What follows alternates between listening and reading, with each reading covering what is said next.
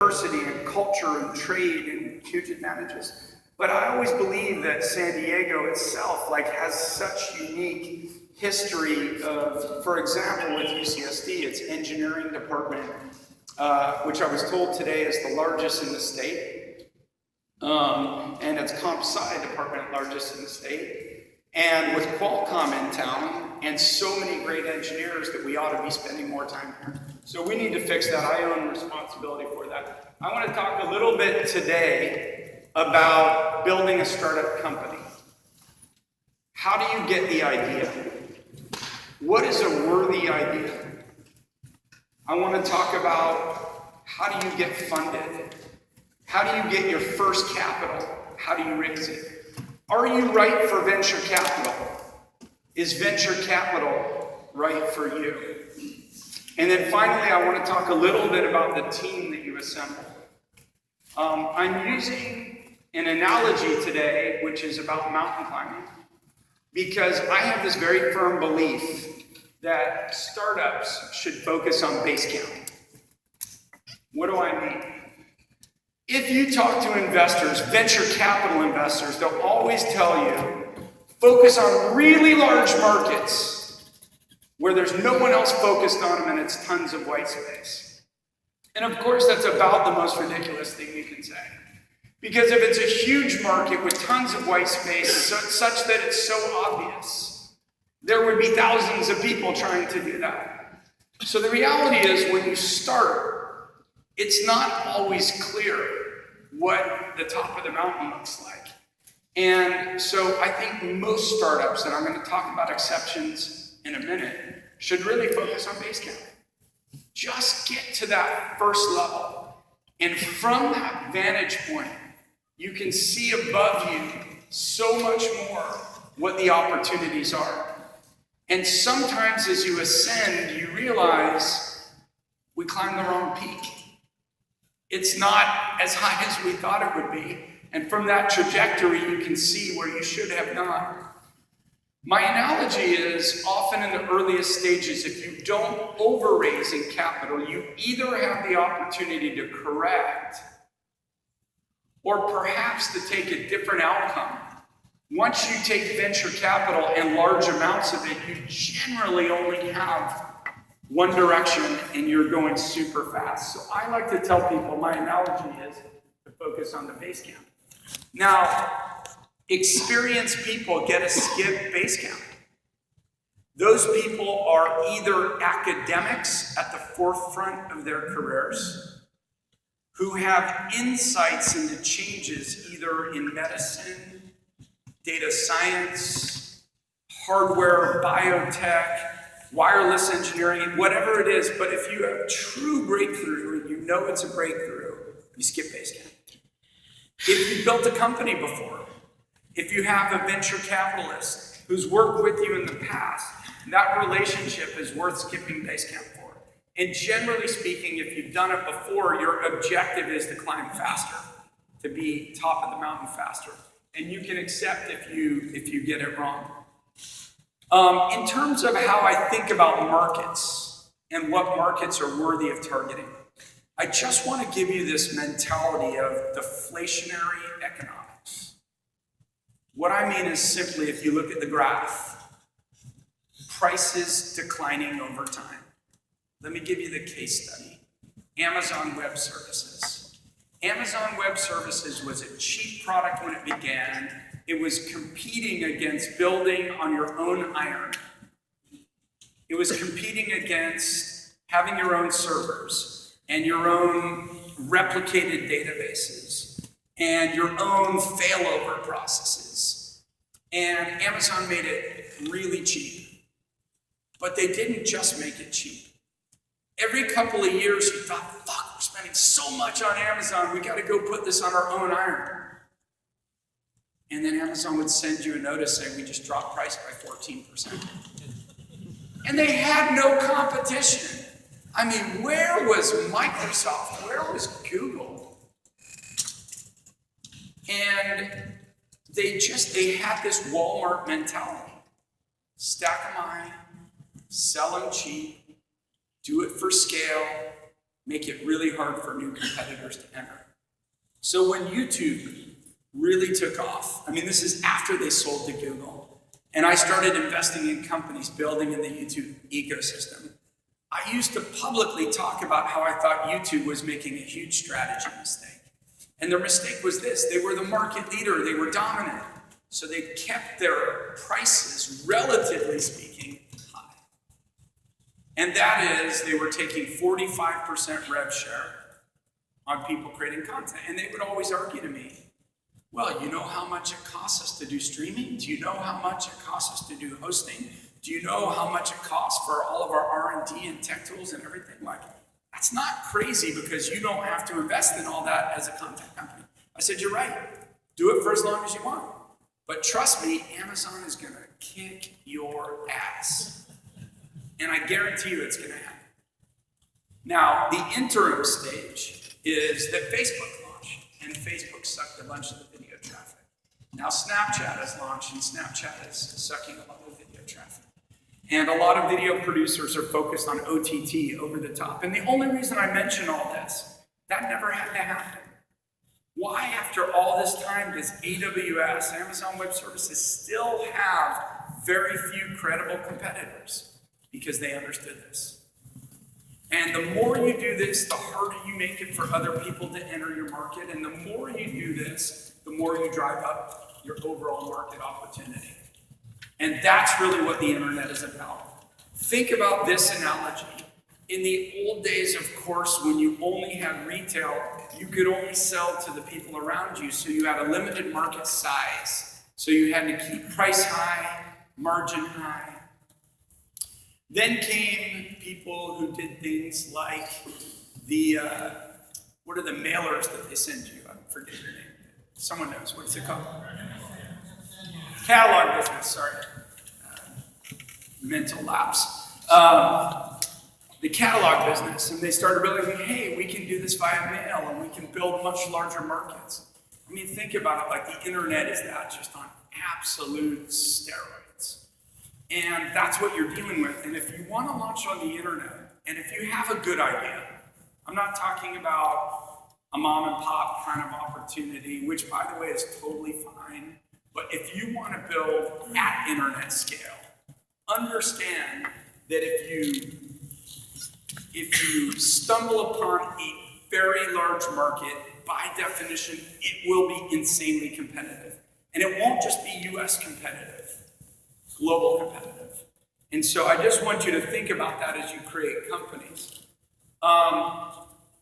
The most profound person who influenced me in thinking about markets is Clay Christensen, a professor at Harvard Business School.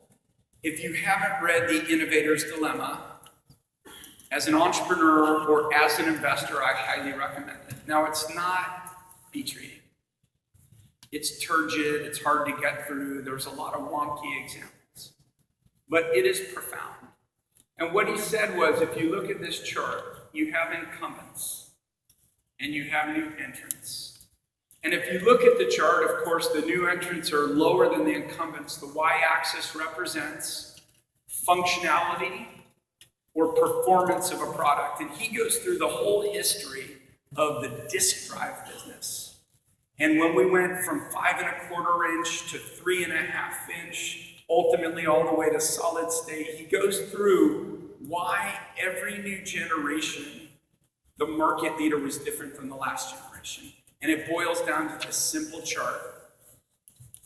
The new entrants come in, and they do what he called competing with non-consumption.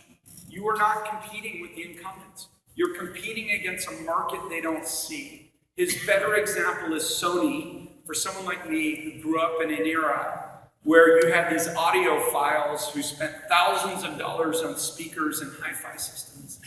And along came this totally shitty experience that you put over your ears called the Sony Walkman. And everybody thought how ridiculous that was because the industry is saying the quality is terrible. Who would listen to that? Kids who wanted to actually be mobile. They were competing with non-consumption. They weren't competing for 50-year-old dollars. Just like Snapchat is not competing for 50-year-old dollars. I'm only 48. That said, when you compete for non-consumption, you do not have to match the functionality or performance of the market. And if you compete in this way, incumbents can't match you. They can't match you because doing so will destroy their core market. That's why he called the book The Innovator's Dilemma. Now, if you haven't read it, you've probably heard everybody misuse the primary tool he talks about. Has anyone heard of the term disruptive technology? Raise your hand if you've heard of disruptive technology. Okay. So 80% of you are wrong. So the 80% of you read the book. Because he had a very specific formula for disruptive technology that now people just use like they're saying water. And that is this: creating products that are lower price, lower functionality, lower margin, but creating bigger markets. That's what he defined as disruptive technology. And I always hear this from people. Every time I fund startups, they say, yeah, but the product's kind of shitty. And I try to explain that's because they're not trying to serve you. They're serving a different market. Yeah, but no one's ever going to watch a video on YouTube. It's like dogs on skateboards. No one's ever going to use Twitter. Who cares what you ate for lunch? No one wants to see you on Snapchat. I don't want to see you without your shirt on. Okay, that's for good reason. It's this fundamental misunderstanding of why so many people are bad venture capitalists.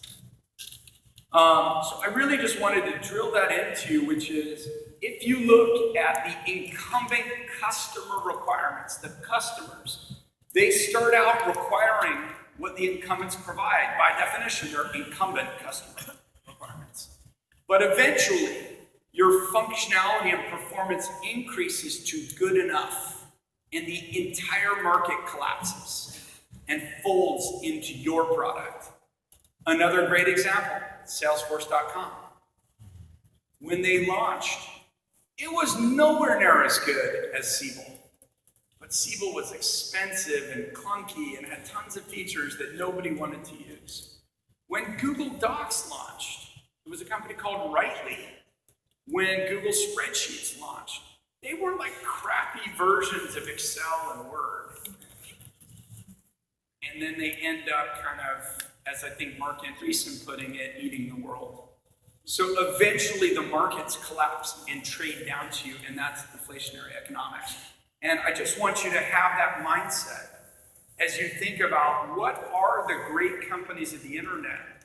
I mean, I could have listed 10 more, but look at it: WhatsApp, Amazon, Netflix, Salesforce, Uber, Skype. These companies all succeeded for the exact same reason, and it's the same reason that YouTube succeeded. Deflationary economics. We at Upfront, that's not the only thing we invest in, but it's certainly a theme of ours. So I'll go through a couple examples. I funded a company called MakeSpace. It provides storage, physical storage. Every journalist who wrote about it in the early days, they're like, that's a dumb tech idea.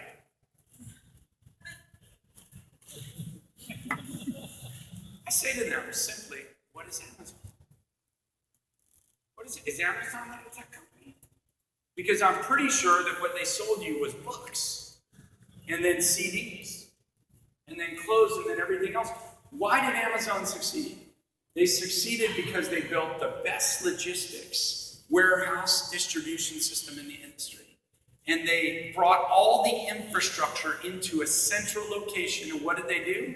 They increased the number of SKUs that you could get, whilst they drove down the costs. Why? Because they didn't have to pay for all the real estate that was close to you. They increased convenience and decreased cost. Now, their increased cost was their logistics cost. But they built a better logistics system than anyone else, including Walmart, which is why they became so big. So at MakeSpace, what we do is we look at every public storage facility around you, and we feel like we're staring at Blockbuster Video. Why the fuck would you drive to a storage facility when someone will pick it up and give it to you for half price?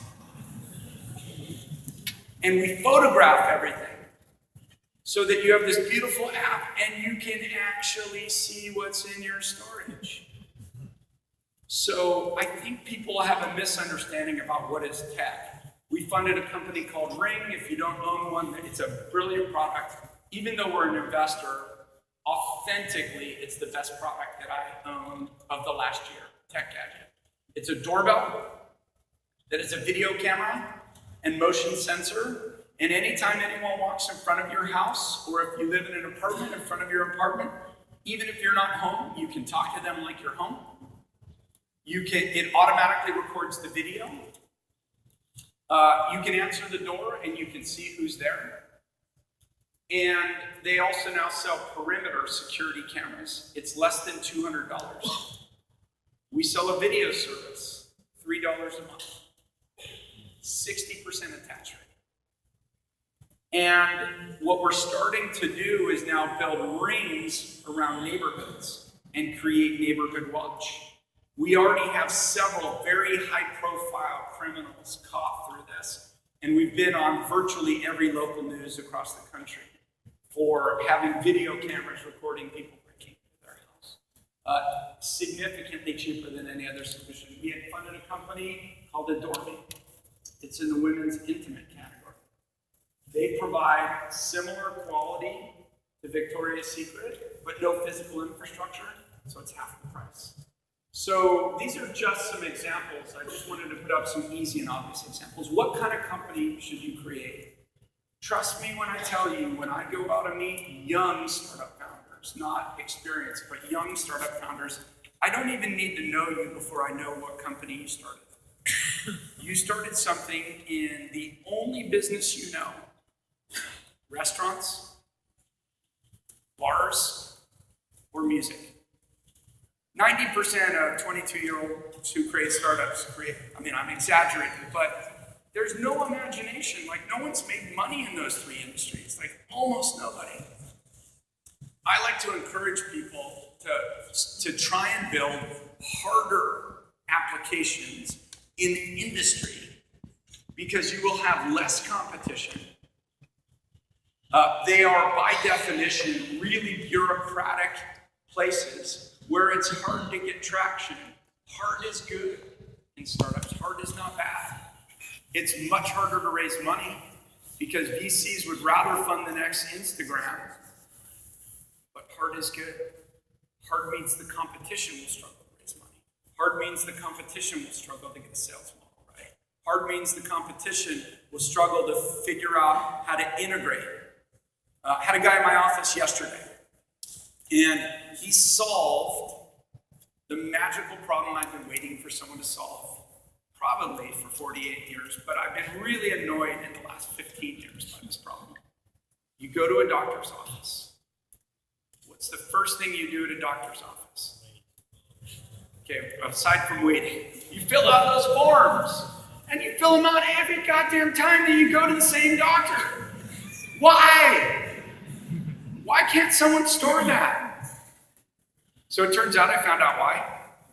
So two things. One is the check-in system has to be compliant, HIPAA compliant, and integrated with APIs to all the back-end systems, like insurance systems, that manage your information. The doctor or the lady or the man who checks you in has got to know that it's really you and not someone else who's faking like it's you. You've got to be able to integrate with the patient management system. And here's the weird thing. Other than showing my ID, they really don't know that it's me. It could be anyone with a similar looking idea. And then they yell out into this doctor's office, "Mark's sister to get the procedure." It's really not as bad as it sounds. So here's an industry where we're supposed to be private, and you have this doctor's office experience. So what he did is he developed a biometric check-in system. It uses thumbprint and facial recognition both. He built all the API integrations into all the system and the integration into the patient management system. Now he has an advantage because his last company was in secure credit card processing, and he sold it for more than $100 million, and he had built up the expertise of how to do it. And it took him $5 million to build all the infrastructure. It's not easy. I don't know if they'll be successful or not. I don't know if I'll fund them or not. But please, God, let me see 20 more companies like that, doing ambitious things, making a real impact. So, I saw a very interesting company in San Diego using drones in a special way to collect defense information for advanced military operations, miniaturized defense drones. We're looking a lot at the education space. I funded 2 companies. Both of them are trying to solve the same problem. How do you teach the future people in a world where we're teaching everyone rote memorization? But we know that the skills that you need to succeed are interpersonal, team management, project management, empathy, planning, the skills that we don't teach in school. And so I funded this wonderful company called Osmo. If any of you have younger kids, it kind of skews from about 4 to 12. But what they do is they use computer vision to get kids off the couch using the iPad, and they build physical games and educational toys to learn and interact. So, as an example, 2 weeks ago, we launched a programming game for 4-year-olds, 4 to 8. It uses tiles that simply point up, down, right, or left, walk, run, grab. As it gets more complicated, there's an if-then-else statement. If you hit a tree, then go right, then go up and around, else grab an apple. So we're teaching kids the logical structures and teaching them to think. The other company is not public, so I can't talk about it, but it's also trying to change the way universities think about admittance and changing the way we actually teach high school students to teach more of these skills. So back-end healthcare, I've seen a number of